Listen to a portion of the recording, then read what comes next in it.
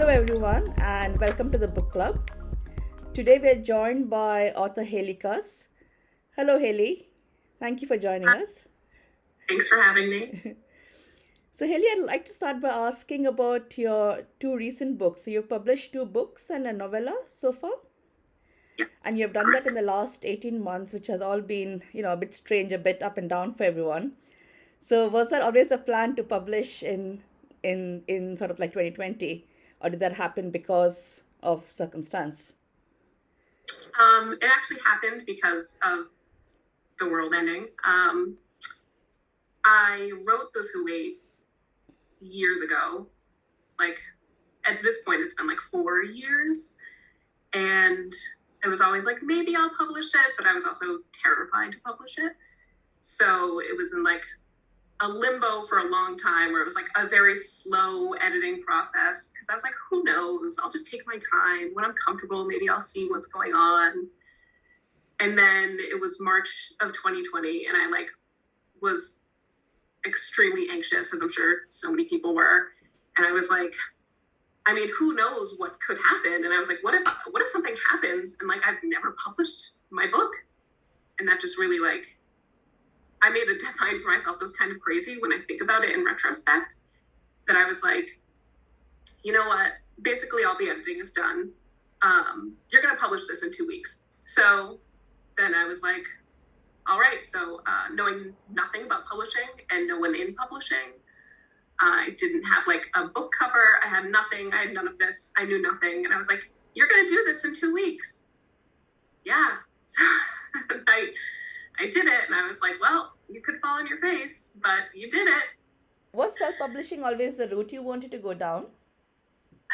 It was a hard debate between if I wanted to do self-publishing or not. A big question for that ended up being the length of Those Who Wait.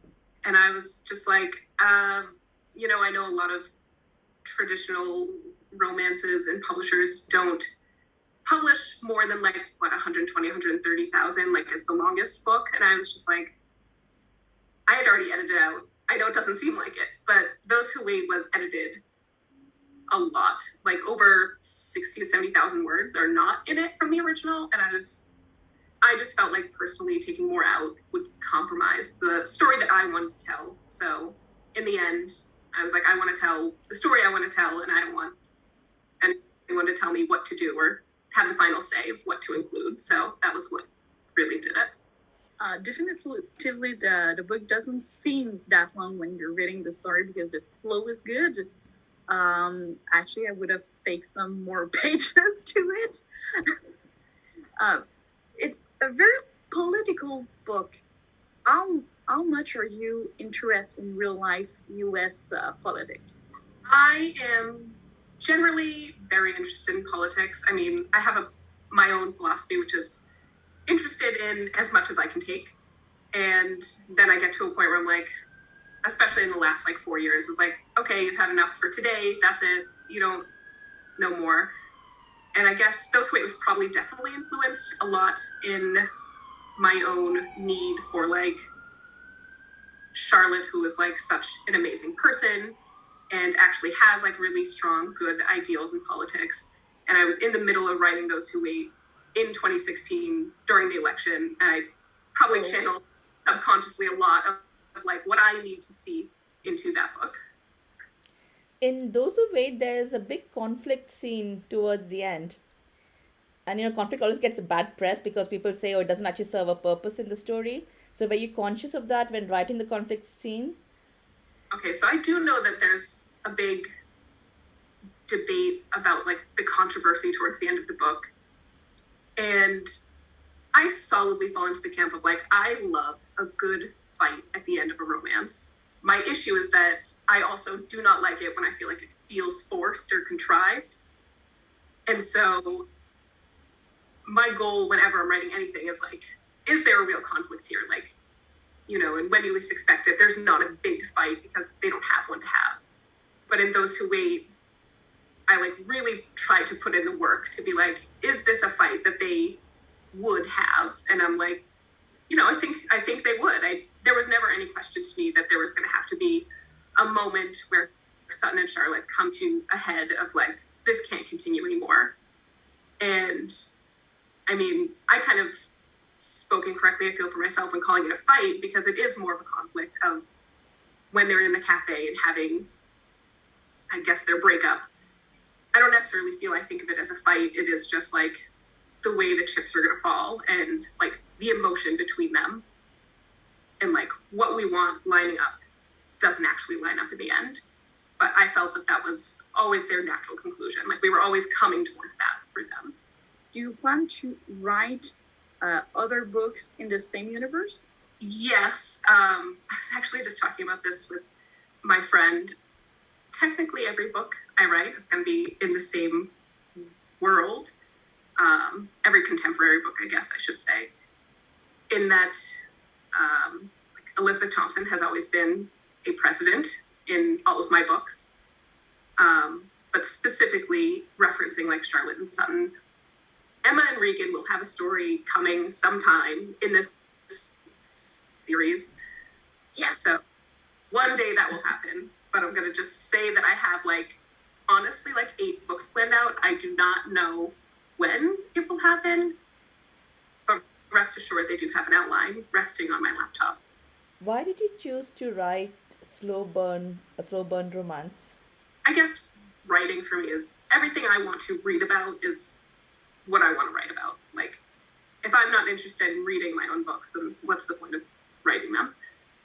And if there is not a slow burn romance, I'm generally like, peace, I'm not into that.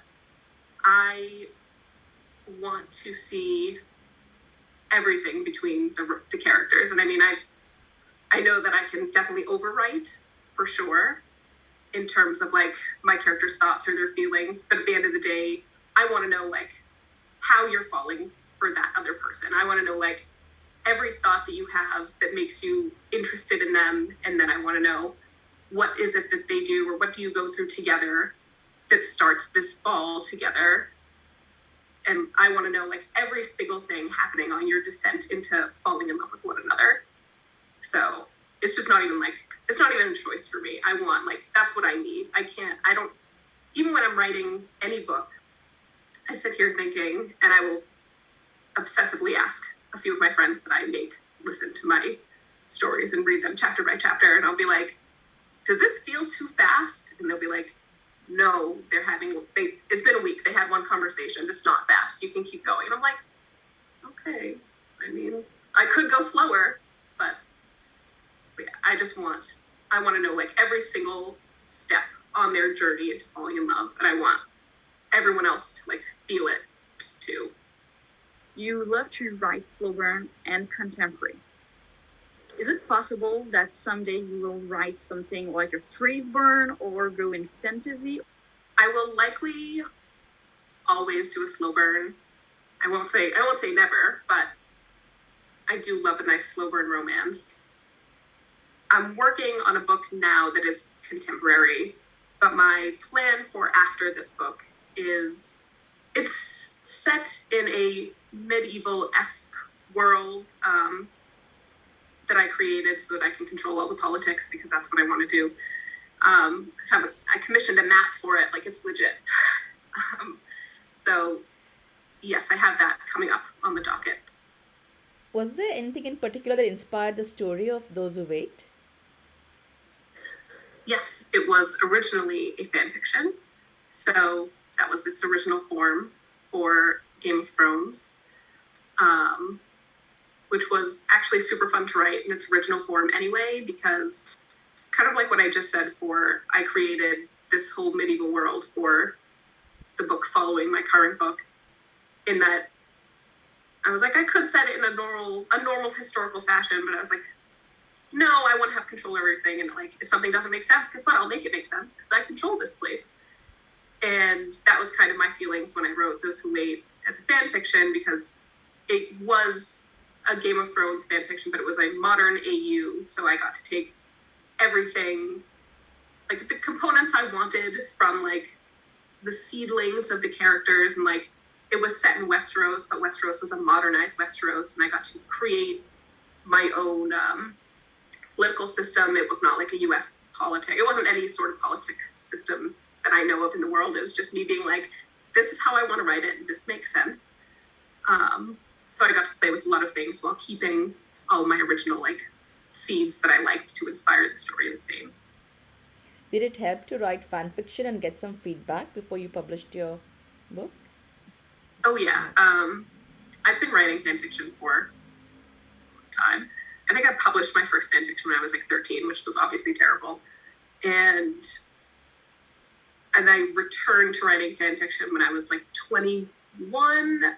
Those are still on the internet, and I can't reread them because I'm like, that's so bad.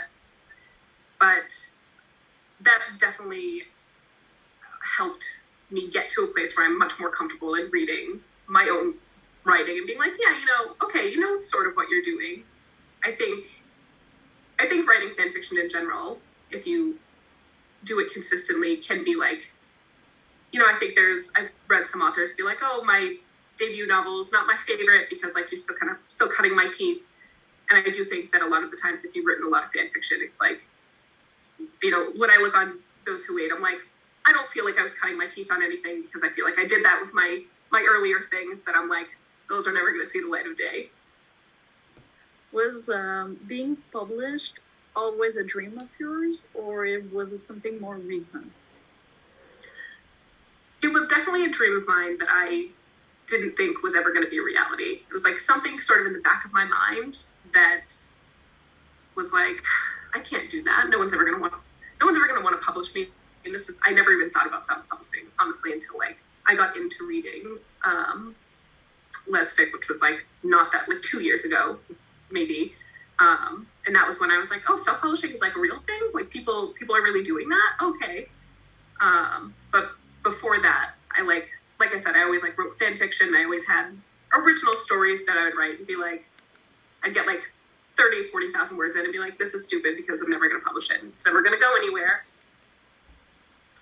And I remember like when I was with like my first girlfriend, I was 21, so late bloomer, but she was like, when I would be like, I don't know what I want to do with my life.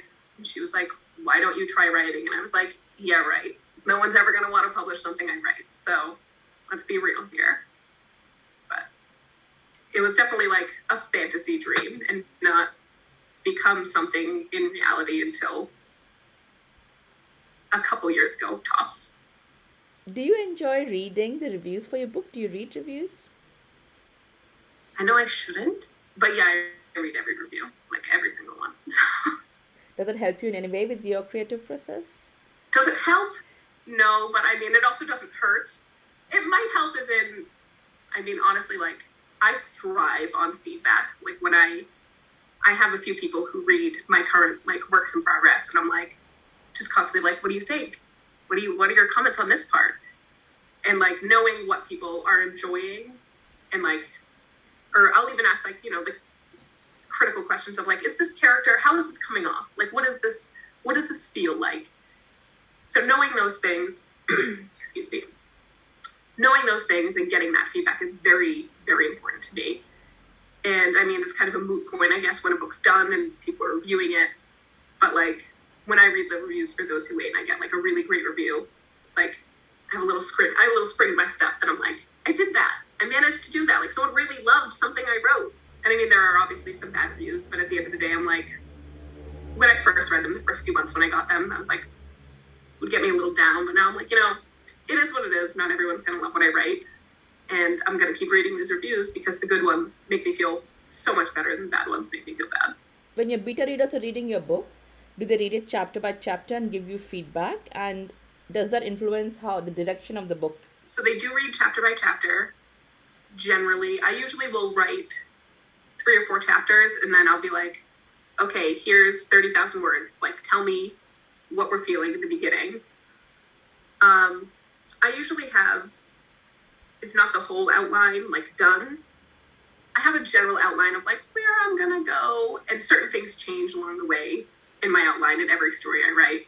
When I'll get to a point like 60% of the way and I'm like, I had this planned, but now that I'm writing it, I realize she's not going to do that. She wouldn't do that now that I know her better.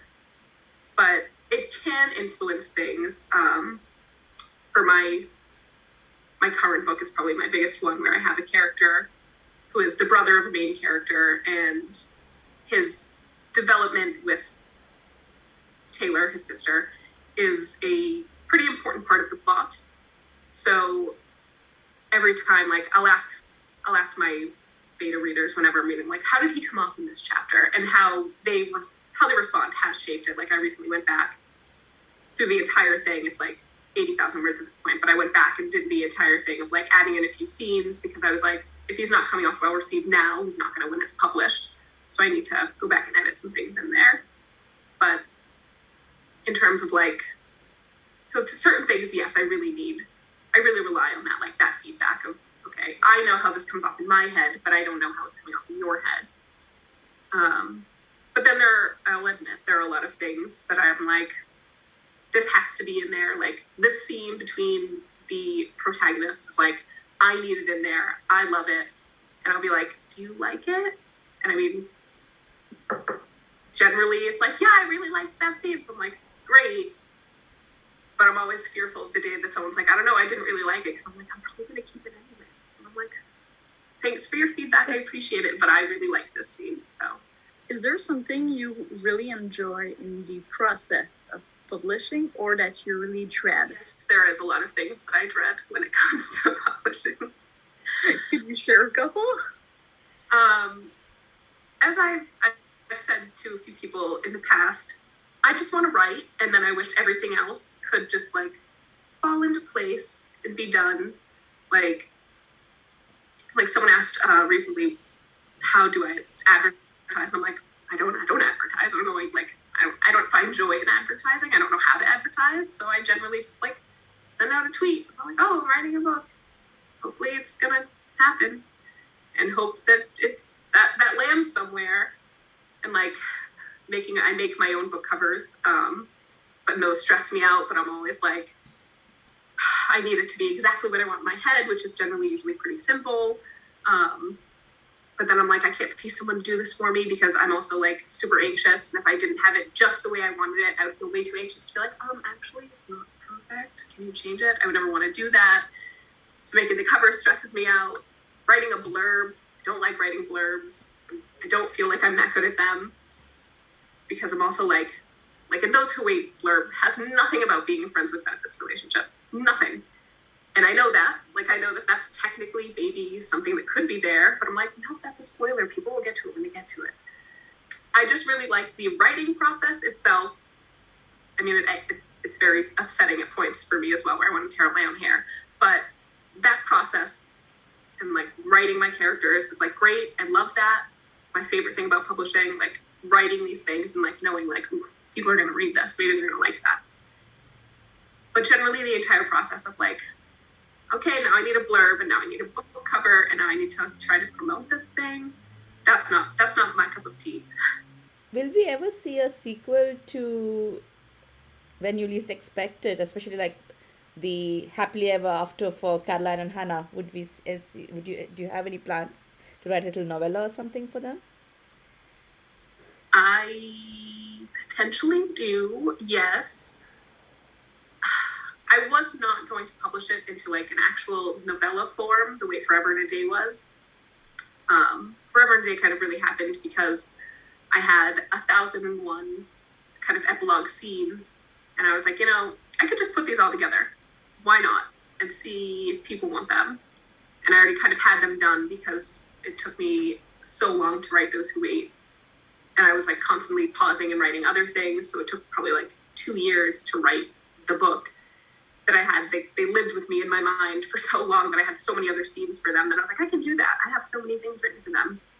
So initially I was like, I'm probably not going to do that for When You Least Expect It. I mean, but then I've gotten like a handful of requests of like, I want to know where this is going. I want to know where they are. And I'm like, I mean, I do know where they are. I know where they're going. So I had a plan, actually kind of wrote a little bit of it already, where I was like, you know what I can do? I can just release it on my newsletter, and that way I don't have to make a book cover or a blurb, and I'll just release it to people. And that's that, where it'll probably have a few scenes, and by probably I mean it will. I don't know why I said probably. It's definitely going to have a few scenes of actually when you least expect it. It's all Hannah's point of view. I have a few scenes written of the first time she meets Caroline and her point of view, and the night that the night that she tells Michael she wants a divorce, which actually Caroline features in. Caroline doesn't realize that, her own point of view, but she does. And then a few scenes throughout the book in Hannah's point of view, and then probably like 3 or 4 post when you least expect it. That'll all probably be tied up together and maybe published. There's a good chance. There's a good chance if it's over 30,000 words, which knowing me, it will be. And it'll probably be published. So now that you've got 2 books and a novella, is writing books full-time something you want to be able to? I would love to be able to write full-time. Like, I would love it so much. Unfortunately, it's just not financially feasible for me to not quit my day job. So the goal, I mean, hopefully would be maybe in a couple of years, I would have enough of a back catalog that I don't have to be like, well, crap, it's taking me 8 months to write this book. What am I going to do? But that's the goal of like, maybe one day in the future, it could happen. Was When You Least Expect It already written by 2020, or did you start writing it in the last couple of years? When You Least Expect It was not in the works at all. It wasn't even a blip in the radar in like August 2020. Was not even a plan. And I actually had another book in the works that I was like 4 or 5 chapters into, which is now going to be a future book sometime. And she was like really into it. We were working on it together. We planned it all out. And then I had talked to my friend Monica Callan, who had told me that she didn't think you could write a love story in 30,000 or less words. And I was like, yes, you can. Obviously, that's able to be done. I could do it. And I set out to be like, I'm going to write this short love story and I'm going to do it. And Caroline and Hannah just kind of formed in that moment. Actually, I had their prototype idea of a divorce lawyer falling for a single mother. So as I said, Those Who Wait was a fan fiction. And people who read it would send me like questions or ask for bonus scenes or just like stuff about their future. And I'm a sucker, so I always complied and would write them. And I actually had like their 2 daughters' future lives figured out in like a very quick outline. And their oldest daughter, in my mind, was a divorce lawyer who was going to fall for a single mother. And I was like, I could take that plot. And I could use that in a novella of 30,000 words for sure, which is sort of why I'm like, when I read the beginning of When You Least Expect It, I'm like, I feel like it goes a little faster in the beginning and then like it kind of slows down once they hit like into their friendship and Caroline's like actually in love with her. And then we get more into like the pining. But it's because in the beginning I was like, this is going to be quick. This is 30,000 words. And then I failed completely, miserably. I do count it as sort of a win because Caroline is in love with Hannah by 30,000 words. So, I mean, it's sort of a love story in that way, kind of. So, yeah, it definitely was not a plan. I developed that in like late August of last year and then just wrote it September, October, the beginning of November. And I was like, okay, it's ready. I'm done. Let's scoop this on out. Are you very organized with your writing? Is that how you manage to keep on track with timing? What is organized? No, not really. Unfortunately, I would love to be like, yes, I am very organized. I know where everything is at all times.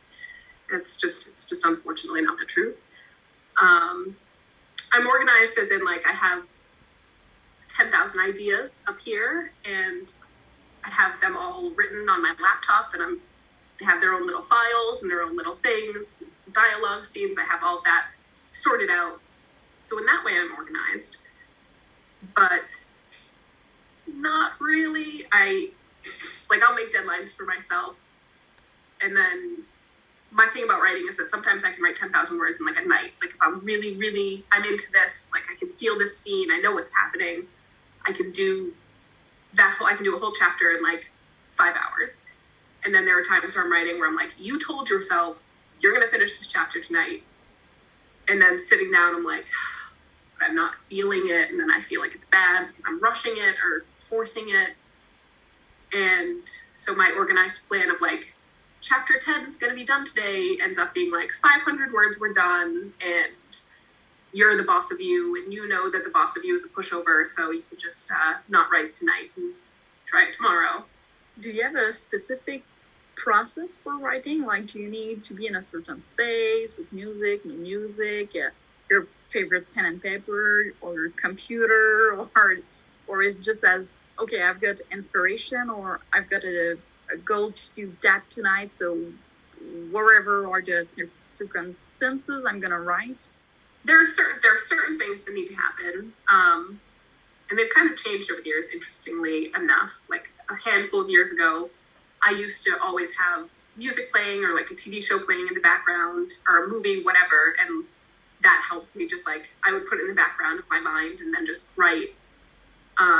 Whereas in the last year, it's kind of flipped onto I need like total silence. If I'm like listening to music, I would get distracted, or so that has been a change that I'm adjusting to.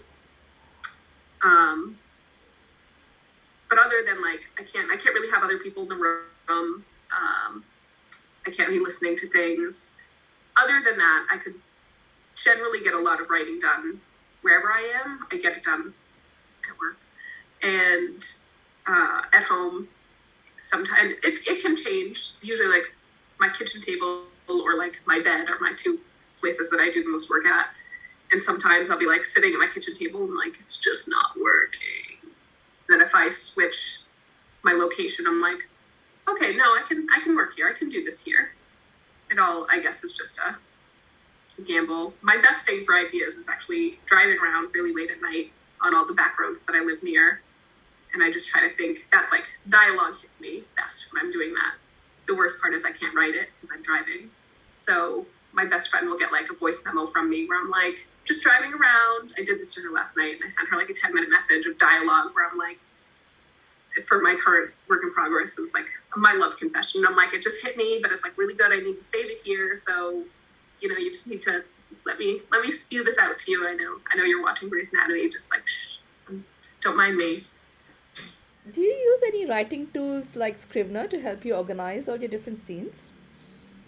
I just use a nice Word document and then put it into a Google Doc because for some reason I can't write in Google Docs. It just really bothers me. I think the idea that people could be reading it when I'm writing it upsets me. So that's all I do. Okay. I have like 3 outlines generally. Like I have like 3 outlines for any given book. Was just like, this is my outline of like the chapters in order. This is what's going to happen. And then sometimes I'll be like, oh, here's a scene of dialogue that I really, really want, but I don't know where it's going to be. I just know I have to include it somewhere. So I have like my second outline document that has like all of these random scenes in it. And then as I go through, I'll then like outline and be like, oh, yep, this scene goes here. That's chapter 9 for sure. That's generally my only process for organization. Do you have some creator that you feel influence you, like specific author or TV show, movies, or anything that, you know, like that's something that drives me to be better? I don't know if like I'm at a point where like anyone drives me to be better other than just like whenever I read any good book and I'm like, damn, that was so good. Like I want my book to be that good in general. But I mean, I'll give my props to Nora Roberts because when I was a teenager and definitely not out and was obsessed with reading romance, I could not even begin to. I owned literally every single Nora Roberts book there is known to man, and I was like, this is how you write a romance. And I think a lot of that stuck in my head of like that's how you're gonna write a romance. That's how you do it. So that was probably my biggest like romance writing influence that happened in my development years. Can we talk about your next book, The Long Run?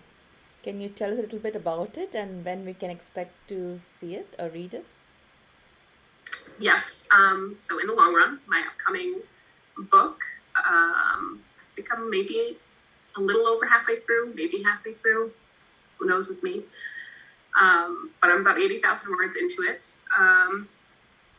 The book is about Taylor Vandenberg, who is in her early 40s, very easygoing, I go where the road takes me kind of person. She grew up in a small town of Faircombe, Tennessee, and hated every second of it when she was younger. It's very, in her mind, a gossipy one-horse town when she thinks back on it. For spoiler reasons, that she does not ever want to go back. Her family still lives there, so she maybe goes back like for 1 or 2 day trips and like avoids seeing other people in the town and then pieces out. She's a travel blogger and has never really lived in one place for longer than 3 or 4 months, and is really just like, where the road takes me, that's where I'm heading, and sort of everything just kind of rolls off of her back. She's a very playful, very like teasing person. And then her love interest, my other main character, is Brooke Watson, who is Taylor's brother's best friend, a few years younger than Taylor, has grown up knowing her entire life. Also, obviously from Faircombe, only unlike Taylor, Brooke grew up in Faircombe feeling very much like, this is my home, these people care about me, I care about them. And I'm not going to, as an adult, she witnessed a lot of decline of a lot of small southern towns, which is, the reality of life, and has made it sort of her mission in life to breathe life back into Faircombe and make sure that that's not going to happen to the place that she loves. And she's now the city manager of Faircombe, and it's becoming like an up and coming city for like young professionals. So she's really thriving in that. And Brooke and Taylor have an interesting relationship in that every time Brooke is around Taylor, she's very on edge of like, Taylor is dangerous. She doesn't take anything seriously. Brooke is dangerously attracted to her, of course, always has been, does not like it, and is Taylor's best to be avoided in her mind. That's the best way to deal with Taylor. And Taylor is super fond of Brooke. She thinks like her very grumpy demeanor is hilarious. She loves spending time with her and teasing her because like whenever she gets all scowly, she thinks it's like the cutest thing in the world. And due to circumstances, Taylor finds herself back in Faircombe for a much longer duration than her usual 1 or 2 day visits. And she and Brooke end up getting thrown together a lot. And that is the general upcoming plot in the long run. My goal is to have it totally completed by the end of the summer, as in like August, not like September, summer. And then out for publication in the early to mid fall, like I'm hoping for like October. I want to circle back a bit on your writing process. Do you have pets? And if so, do they disturb you when you're writing? Yes, I do have a cat. He is amazing and cute and terrible. And it's like his decision of when he wants to cuddle is if I'm sitting on my bed with my laptop on my lap, then he wants to be on my lap. And that's the only time that he decides, like, this is it. I'm going to sit on you. It's only when I'm writing with my laptop out. And I have to configure my arms around him to be able to type. But yeah, he's a menace.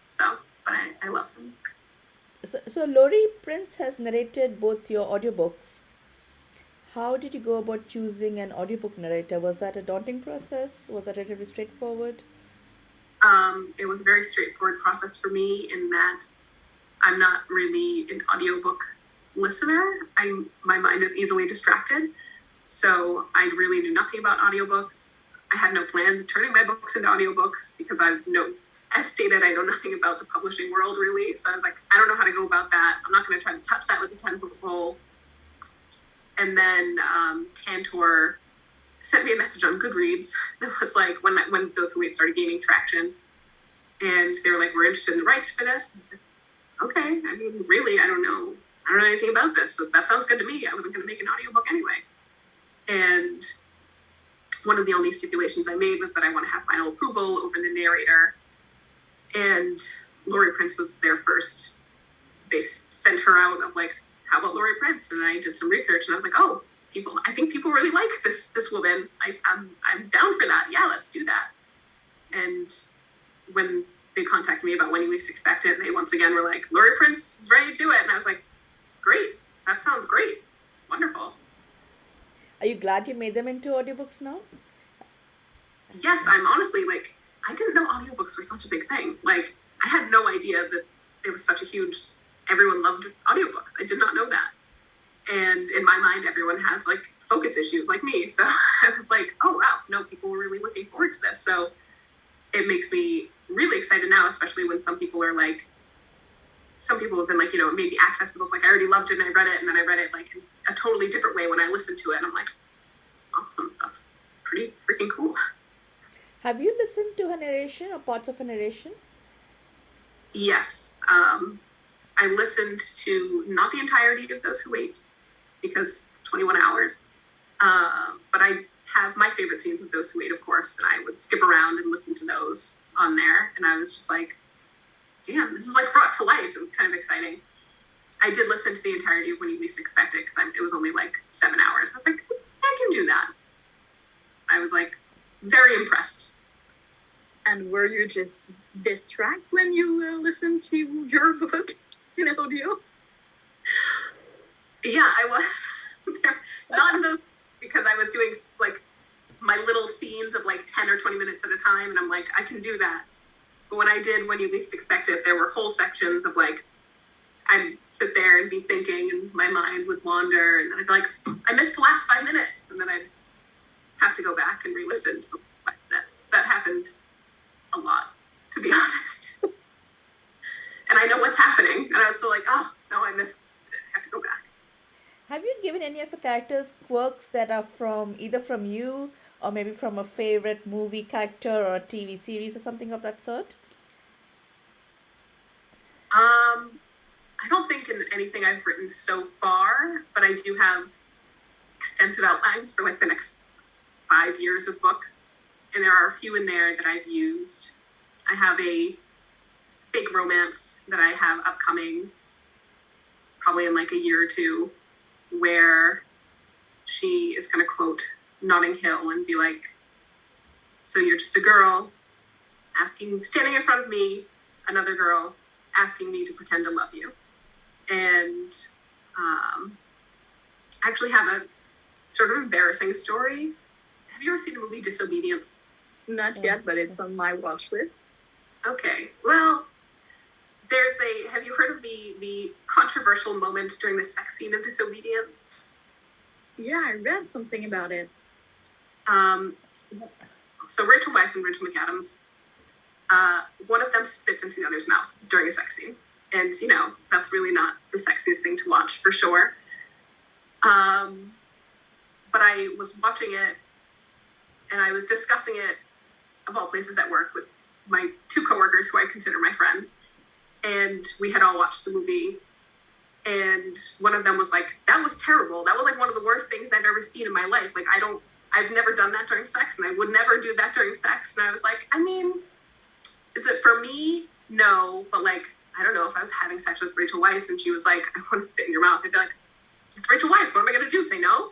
So, like, there are certain people that, like, celebrities in the world that, like, if they had to spit in your mouth to have sex with you, I would just do it. Is it the worst thing in the world? No, I would just do it. So we had a long conversation one night about what celebrities in the world we would let spit in our mouths to have sex with them. And we ended up calling it the Spit List. And so now, that was like a year ago. And so colloquially now at work, we shorthand like a celebrity crush list by saying like, oh, this person's on my spit list. Like, I watched this morning, and this person's on my spit list. And so I actually have that planned to be in a future book, Regan and Emma's book, to be honest, where Regan, I was like, of all characters, Regan would be the one who's going to be like, who's on your spit list? That's going to be in a book. Okay, that's perfect.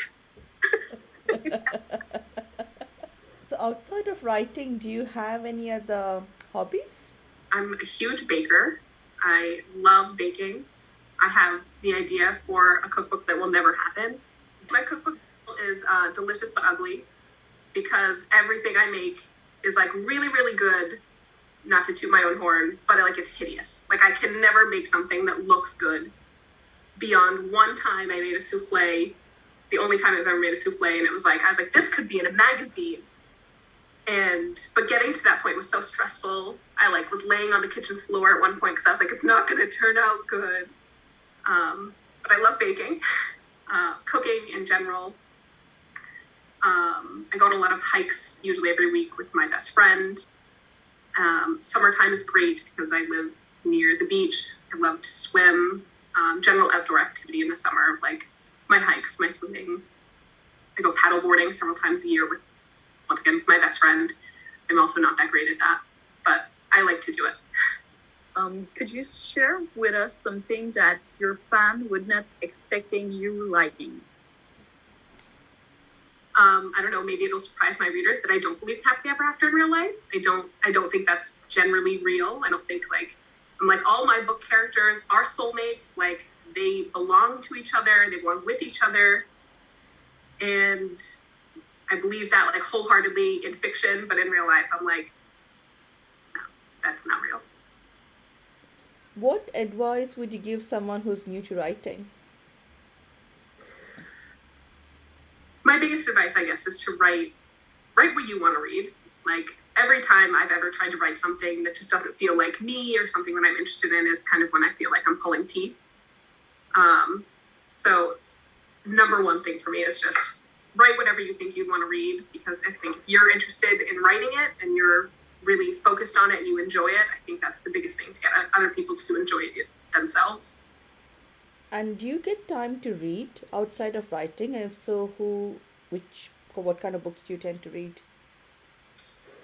I love reading. Even if I should be writing, I'm like, well, maybe I'll just read for an hour instead. Usually romance. There are some Stephen King books here and there. I sometimes read a memoir, but romance is my go-to. I just like to feel good. Where do the ideas for your stories come from? Do they just come to you and do you write them down, or do certain things inspire you? Yeah, usually they just hit me and I'm like, I have to go with this. In the long run, wasn't even supposed to be my next book. This happens to me all the time, where I had written a chapter for the book I plan to do after this, and I was really, really invested in that world. But then Brooke and Taylor just sat with me and were like, you need to write us. And it just popped into my head, and I was like, okay, I'm gonna write you. And a lot of my future books are very similar to that. A lot of them tie into each other and have probably two of them, 6 of the books, but 2 different series are intertwined with each other. And a lot of those came because I'd be like, I'm writing this fake romance book is the first one of the series. And then just in the middle of my planning that one, I'd think about this next character who I'm going to write about. And then I'd be like, she would sit on my mind, and then her story would start to build.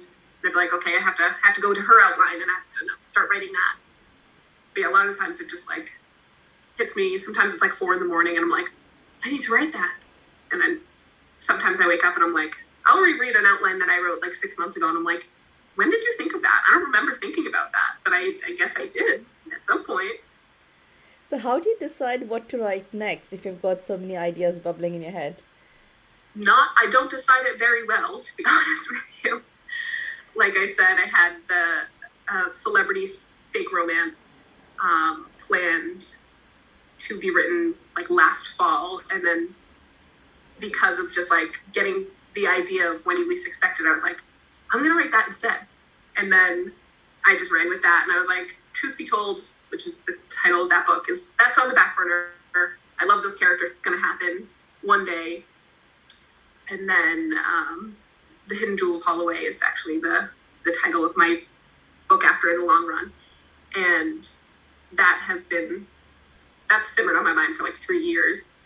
and it just was a lot of world building to think about for a long time. But then after I did When You Least Expect It, I was really just feeling that book, so I commissioned a map and started really doing my outlines for real, and started writing that. And this is why my developmental editor kind of hates me, because she's like, gets really into these. She's like, yes, let's run with this. And I'm like, but actually, I know we were doing Hidden Jewel of WYLEI, but however, what if we switched and we did In the Long Run instead, which is a new idea that I just came up with last night, but I wrote 10,000 words last night. How about that? And then usually it gets to a point where she'll be so annoyed at me, and I'll be like, I have to pinky promise that I'm sticking with this one. Like, yes, I'm sticking with this for sure. Yeah, that's how it goes. You keep your pinky promise? I do keep my pinky promise. When I had, like, In the Long Run, the thing about my writing is, like, I'll be, like, in a super big mood for one idea for a few weeks, and then, like, it fades and my mind starts to wander, and I'm like, oh, I got a really good idea for, like, I got a really good scene for my Regan and Emma story, and, like, I should write that. And then I'm like, once I've made, like, my promise, and I'm like, you already wrote 30,000 words, you're in it, you have to do this book, does not matter what your fickle mind says, this is what you're doing. So, yeah, like, now, as of, like, a month and a half ago, when I thought of In the Long Run, I was like, yep, okay, I'm committed. Even if I get other ideas, you're right, this is what I'm sticking to. Don't hate me, still be my friend. I love you. We're writing this, I promise. So we are ready to do the this or that, cats or dogs, Cats. hot or cold, Cold. summer or winter, Winter. indoor, outdoor, Indoor. ebook, paperbook, audiobook, Ebook. TV show, movies, TV show. theater, cinema, Theater. music or silence, Music. cocktail or mocktail, Mocktail. black or white. Black. Thank you very much for chatting to us today, Haley. It was great to talk to you. Thank you for having me. Do you have any parting words for your readers? Thank you so much for, like, sticking with me, even though it can take me 1,000 years to write a book. Thank you for reading, even though, like, my books are super duper long, and that I feel like I am terrible at social media and things. Just, like, means the world to me. Like, I really thought I was going to fall on my face of the world of publishing. I, like, cried after I published Those Who Wait for the first week. I was like, I'm not going anywhere. No one's ever going to read anything I write. I'm never going to publish again. And I mean, thanks to, like, everyone who's read my books, like, totally changed my life, unimaginably changed my life in the last year. So thank you so much for reading anything that I've written. Thank you for your time and have a nice day.